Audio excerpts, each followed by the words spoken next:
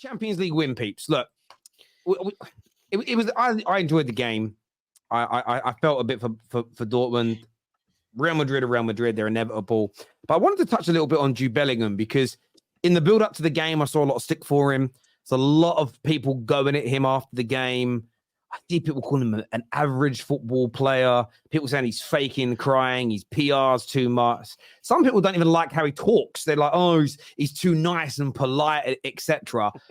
Okay, why do you think there are a percentage of football fans out there hating on Jude Bellingham after the fantastic season that he's had? Do you know what? I don't know. I think he comes across as such a nice guy. He's so mature for his age. He's well-rounded. I can only think it's jealousy.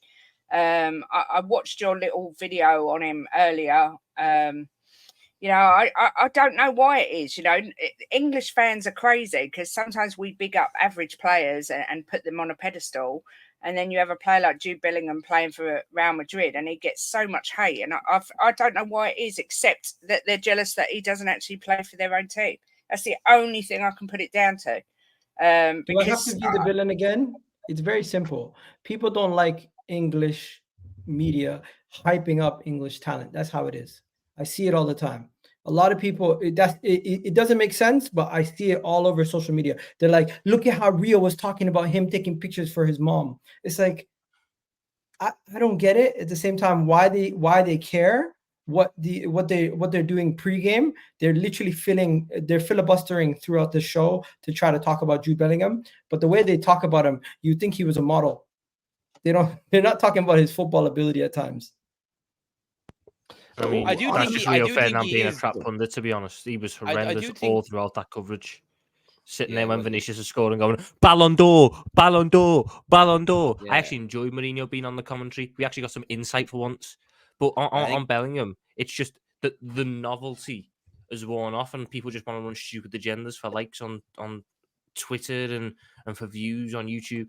The kid has went to Real Madrid in his first season, became their top scorer, and was one of the best players as they won La Liga and the Champions League, scoring winners in back-to-back El Clasicos, getting an assist in said Champions League final, 2 in his first season, his former club, all in his first season at Real Madrid.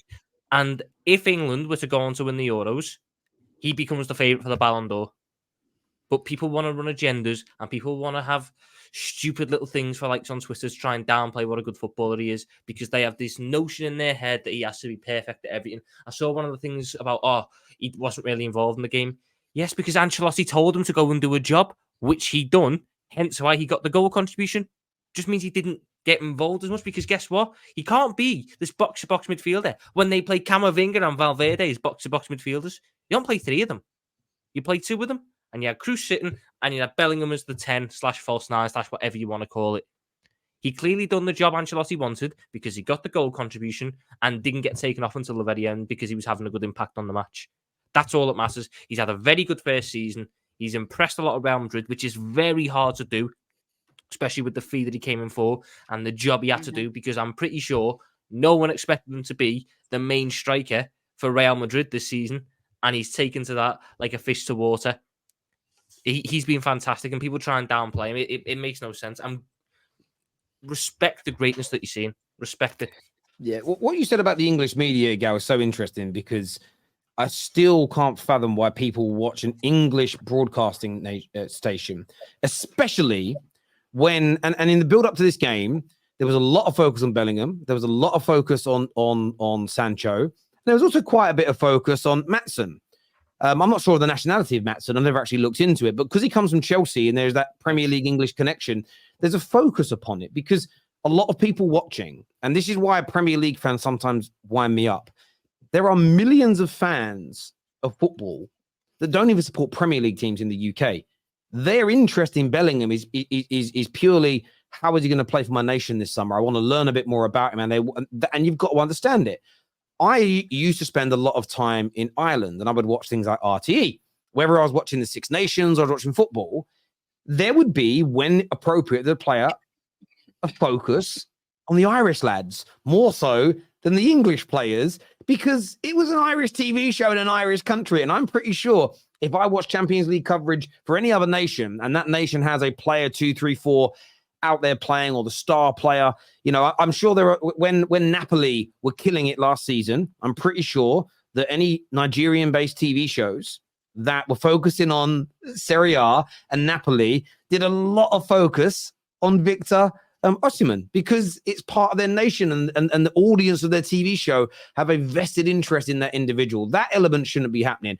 But I agree with Kay. I think so much of it is jealousy and agendas, and people.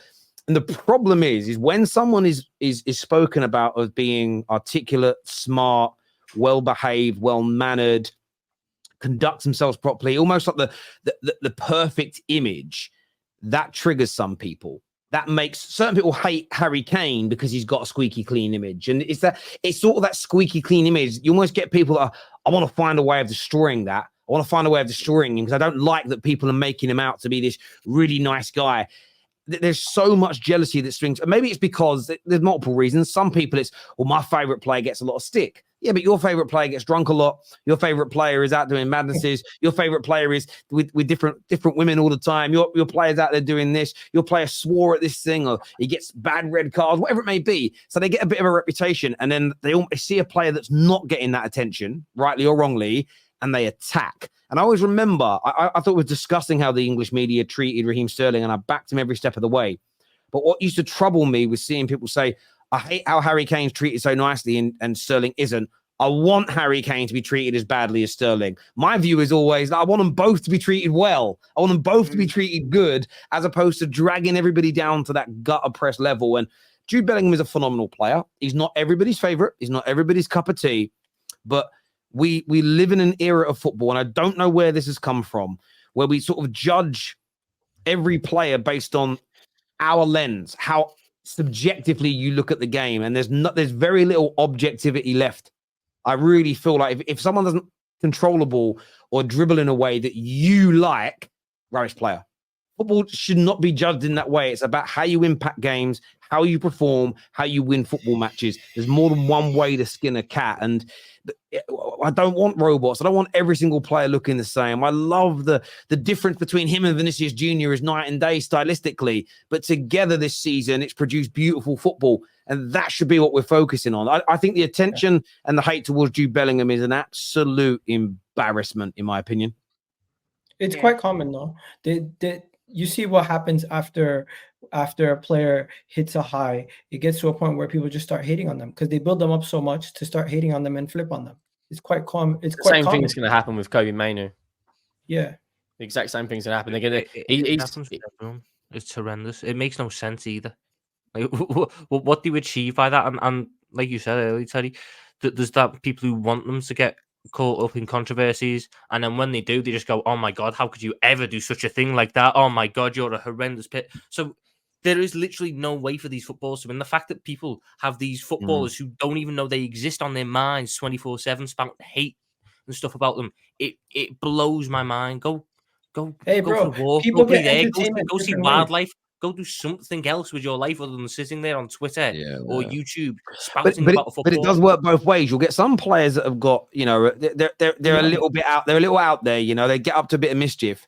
And what I typically see is the people that defend them are the first to attack the Rashfords, the Jude Bellinghams, the Mainoos, who are a little bit more clean cut, politer, you know, maybe how they dress or the they hang around with are different. It's like the polar opposites. It's sort of like, well, you're defending this, but you're attacking that guy. It's all strange to me. Like, we should be, unless someone's off the field activities are impacting what they're doing on the pitch. I don't care whether they spend their evenings with a bunch of actors and movie stars or whether they go to a pottery class. We should be focusing. I know it's hard sometimes because you get caught up in the emotion when things don't go your way. But I think the attention on Jude is crazy. This is a weird comment, though. It says, Terry, but Salah is criticised. You don't say it's embarrassing. Bruv, I have defended Mo Salah probably more than any other Man United fan on planet Earth over the past 5 or 6 years. So it's crazy that you would say that, Ray. Watch more of my content. Jude hate is all on the media. Madrid fans loved him earlier on, but they have never heard anyone hype over their biggest legend, Zidane. Red dot on him. The thing is this, though. They gave him number 5. How many of the Madridsters are watching English press? They're not. I think if you went to Madrid right now and started asking people about this, they'd go, what hype? He has just been put in La Liga's team of the year as an example. The media in Spain is hyping this kid up because he's quality. Madrid fans adore him. A lot of Dortmund fans at the weekend, and they lost. They said in interviews after the game, "Oh, we're gutted, but we're so happy for Jude. They love him." Isn't it mad that the Spanish public and the German public love an English player more than half the English people do? It's mental to me. It's mental to me, Blaze. Jude behaves like Bruno Fernandes on the pitch at 20. I don't care. I'm wrong with that because he wants to win. Is that a compliment or insult? I'd take it. I assume I assume he's trying to do it's like, oh, it's petulance and he moans. Guess what? Proves he wants to win. He just got an assist in the Champions League final at 20 and won a double. Like, what are we talking about? Who cares? This is another case of where he can't win. Let's say his team aren't doing very well, and he's stood there all happy and grinning on the pitch. Everyone will dive on him. Oh, look, he doesn't care about his team. Look at him smiling away. He's just thinking about what he's going to do afterwards. Terrible. When he gets annoyed on the pitch, he's like, oh, why is it not going? They go, oh, look at the way he's acting on the pitch. That's terrible. He should be supportive of everyone. Once again, they can't win. The obsession is horrendous. The English media are the worst for it. They are desperate to build someone up to the highest of highs so they can knock them down to the lowest of lows. And it is why the national team never had any success during its peak, because that was all the national team was. It was players that weren't good enough, who'd been built to such a high pedestal, then they were shown they weren't good enough and knocked down further than they'd started. Yeah. It's flawed. Do you know what's really, this is how media is. It's right, but this isn't just the media, though. This is the problem. People get caught up in narratives. So I've just Googled Bellingham compared to Zidane. Do you know who started it? Who? Being interviewed after the game, Carlo Ancelotti said there are things about the way he plays that remind me of Zidane. It's his extraordinary quality on the ball. Ancelotti said after the game versus and victory against Verona. Zidane may have been even better technically, but Bellingham combines it with how he gets into the box. So the man that a lot of people call Don Carlo, one of the GOATs of the game, is the person that made the comparison. Didn't say he plays like him, just said there are qualities that remind him of him, and he's different. That isn't the same as saying, that isn't a direct comparison to go, I think he is better than Zidane. But the irony is the manager that everyone goes, Don Carlo, he's the GOAT, 5 times Champions League winner as a manager. He said it. So from my point of view, attacking Jude Bellingham because Carlo Ancelotti made a comparison is crazy. It doesn't make sense. It wasn't created by the media. He's current manager. And I don't know, did Zidane get managed by Ancelotti at any point? Maybe, maybe not. I don't know. Yeah, Juventus, no? Maybe, yeah, there might be a crossover at some point. Yeah, Ancelotti said it. And people do it all the time. It's not a direct comparison. There's sometimes it's like Bruno Fernandes. We didn't win the league, but when he first came in and we started improving, people compared it to Cantona, and it got taken out of context. No one said he was like Cantona, but when he came in, we started scoring. We went up the league. We become a better team. All people said that remember when Cantona joined.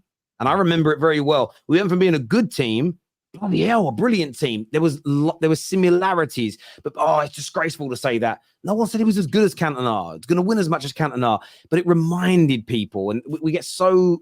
It's crazy to me. It's crazy to hate Jude for something that Carlo Ancelotti said. This here says we have tribalism, which makes our community toxic.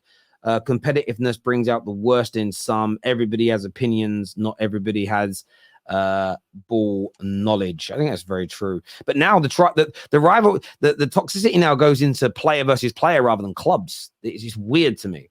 Liverpool fans talking about bottling it is laughable. When they bottled it this season, when they were ahead by 8 points, and yet no one is talking about it, is what Emmanuel says. Even though we were the same team that no one predicted to finish even in the top 4. I don't understand. Like we were like an elephant on a tree. But like you spent the most days on top of the league. You had it in your hands. No, we spent the most days on top of the league by virtue of there being an international break. By the way, that's the reason why we spent the most days on top of the league. I'm just gonna say this though. Out of all of us on this panel, who won the biggest trophy this year? We did. But what team do you think will fail at the Euros? Depends on your logic. Because according to Lee Gunner, it will be everyone that doesn't win it who will foul. Some people may view it as I would look at it this way. I'm going to go with England right now. I reckon we'll get knocked out first knockout round. That's my theory right now. Unless I don't think we look very good at the minute. We're kicking off now. Actually, I'll be live after that game. By the way, people on Euro Watch. But so what's the definition by foul? Just not get to the. That's what I mean. We've got to understand we've got to. Yeah, for England. Yeah, anything but winning it. Anything but winning it is failing for England. They have the squad that are capable of winning, and I think is very well might. It depends what constitutes failure. But England's not winning, like, because Southgate, you've got a semi-final, you've got a final. The next step is to win. If you don't win it, he's a fail. Other than always the favorites, one of the favorites. Like, other than our centre backs, this is my opinion. We've probably got the best squad in the competition, other than the centre backs. Our centre back depth at the moment is absolutely diabolical. And respect Kwanzaa. Tomorrow he's about to go and play for Nigeria as well, so we're going to lose him. So. Tomorrow's not been picked for a reason, though. Like, there's loads of guys who say, "Oh, Tomorrow's class," because they know he's good on FIFA and have never watched a single minute of Serie A. He's got 86 pace on his ultimate team card. Yeah, that's exactly why Tomorrow's rated. And I'm sorry, like, I don't watch Serie A. I'm not, but I know from people who watch Serie A, they tell me he's not been good. That's why he's not been picked. But I think England have a really good chance. And usually, as an Irishman, I'm like, oh, yeah, England, I hope they lose. But I watch the Premier League and I'm a fan of the Premier League. So really, it'd be nice to see Trent Alexander-Arnold lift the Euros in the summer. But I hope it's. I'm not going to. Most of my Irish mates, and I've got quite a few, because obviously, spent a lot of time over there, and was married to an Irish lady, and my son's Irish. Most of the Irish lads that I know, they don't ever say it publicly, but behind closed doors, they kind of want England to win, because they all support Premier League teams, and that's what I mean. Yeah, they wouldn't sing the national anthem or anything, but there's a little bit. There's a little bit. I'm not going to net out any of them in case anyone's watching. Some of them live in Armagh. Some of them live in Armagh, so they definitely ain't going to admit to that. But Terry, if France don't win it, they would be the biggest failures. Yeah, I think it's France's. Like they with the squad it's France's to lose. Josh here said one of the favourites is highly regarded. Yeah, I think France, England, and probably Germany are the only teams that can outright fail if they don't win it. Everybody else, I don't think anybody else. Spain, maybe. In fairness, Portugal should be looked at as a team with a chance to win it too. Not with Roberto Martinez at the helm. This is true. Yeah. Is he still there? Giving him the keys. They didn't go Jose. They should have given it to Jose. Yeah, exactly. Martinez flopped the Belgian golden generation, and you've given them the keys for the Euros. It's absolutely bizarre. But I think Spain. By the way, some people are touting Spain. I don't think Italy are dark horses as well. They always find a way. Whoever the next Turkey is, just put your money on whoever the next Turkey is to knock it out the groups, because they were the big one last tournament, and I don't even think they got a point. Yeah, they were everybody's dark horses, and they were absolutely they were ponies in the end. You know what I mean? They were literally pony.